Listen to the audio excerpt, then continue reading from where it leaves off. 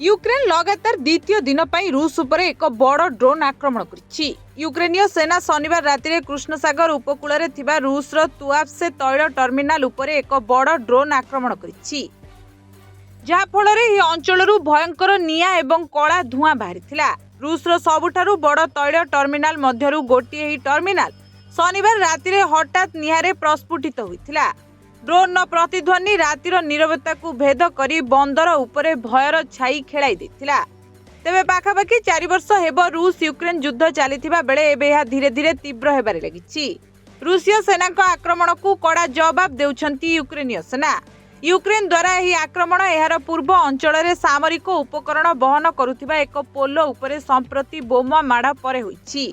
रूसर Krasnodar cry अंचल में एक बड़ धरणर ड्रोन अभियान अंश भाव यूक्रेनीय सशस्त्र बाहिनी द्वारा यह आक्रमण करा जायथिला।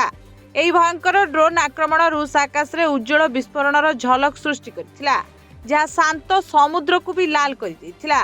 टर्मिनाल ले अनेक पाइपलाइन फाटी जायथिला एवं तेल लीक हेबा फल निया आहुरी तीव्र होइथिला।